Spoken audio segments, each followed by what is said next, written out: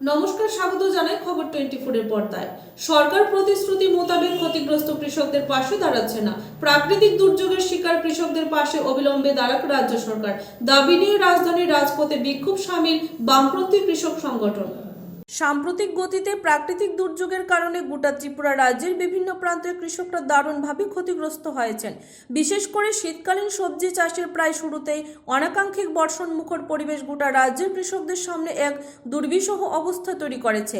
কি অবস্থায় পরিপ্রেক্ষিতে বামপন্থীরা প্রথম থেকে কৃষকদের উপযুক্ত ক্ষতিপূরণের দাবিতে ময়দানে। যদিও রাজ্য সরকার তথা প্রশাসনের তরফ থেকেও একাধিকবার জানানো হয়েছে ক্ষতিগ্রস্ত কৃষকদের উপযুক্ত ক্ষতিপূরণ দেওয়ার প্রক্রিয়া চলছে। ইতিমধ্যে বিধানসভাতে সংশ্লিষ্ট বিষয়টি উত্থাপিত হলে দপ্তরের দায়িত্বপ্রাপ্ত মন্ত্রী দাবি করেছিলেন কিছুদিনের মধ্যেই ক্ষতিপূরণের টাকা প্রদান করা হবে। কিন্তু ক্ষতিগ্রস্ত কৃষকদের ক্ষতিপূরণের বিলম্বিত প্রক্রিয়া নিয়ে সরকারের ভূমিকায় ক্ষোভ প্রকাশ করে আজ পথে নামল সারা ভারত কৃষক সভা।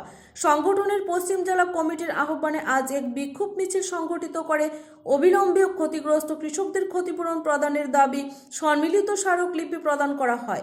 এই কর্মসূচিতে উপস্থিত থেকে নিজের প্রতিক্রিয়া ব্যক্ত করতে গিয়ে সারা ভারত কৃষক সভার ত্রিপুরা রাজ্য কমিটির সম্পাদক পবিত্র কর দাবি করেছেন গোটা ত্রিপুরা রাজ্যে প্রায় 1 লাখাধিক কৃষক ক্ষতিগ্রস্ত হয়েছেন।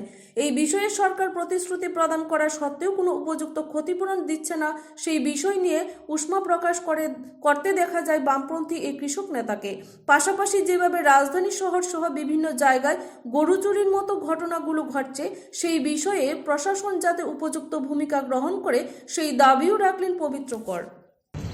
গত ডিসেম্বর মাসে 7ই ডিসেম্বর 6-7 ডিসেম্বর এবং তারপরে 14-15-16 ডিসেম্বর দুইটি পরপর প্রাকৃতিক দুর্যোগে ধান এবং সবজির ফসল আমাদের রাজ্যের প্রায় সব 8টা জেলাতেই সম্পূর্ণরূপে প্রায় ধ্বংস হয়ে গেছে।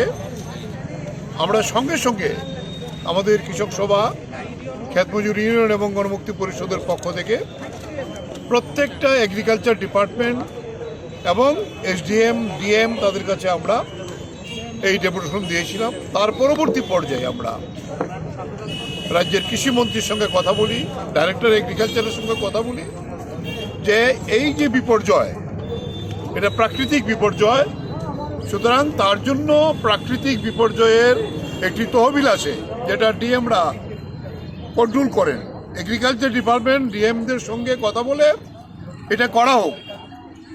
মন্ত্রী বললেন হ্যাঁ এটা করা হবে, আপনাদের সমস্ত ডিমান্ড ঠিক আছে। আমরা বললাম প্রায় 1 লক্ষাধিক কৃষক ক্ষতিগ্রস্ত হয়েছে। মন্ত্রীও এটা স্বীকার করলেন যে আমাদের কাছে এরকম রিপোর্ট এসছে যে লক্ষের উপরে কৃষক ক্ষতিগ্রস্ত হয়েছে, আমরা ইমিডিয়েটলি করব। বিধানসভা অধিবেশন গেল, বিধায়করা এখানে প্রশ্ন তুলেছেন, সেখানেও মন্ত্রী এটা স্বীকার করেছেন যে আমরা অতি সত্বর দেওয়ার ব্যবস্থা করব। অতি সত্বর আর কবে হবে? ডিসেম্বর শেষ, জানুয়ারির মাঝামাঝি, সামনে আরেকটি ফসল বড় ধান, এখন আবার সবজি, মানুষ তো বসে নেই, করবে। আমরা অপেক্ষা করেছি, কারণ পৌষ সংক্রান্তি গেল, যেটা আমাদের ফসলের সবচেয়ে বড় উৎসব কৃষকদের। তাই আমরা এই সিদ্ধান্ত নিয়ে আজকে এসেছি। আমাদের সিদ্ধান্ত হয়েছে 3টি সংগঠনের, আমরা প্রত্যেক জায়গায় 8টি জেলাতেই জেলা শাসকদের অফিসের সামনে বিক্ষোভ প্রদর্শন করব।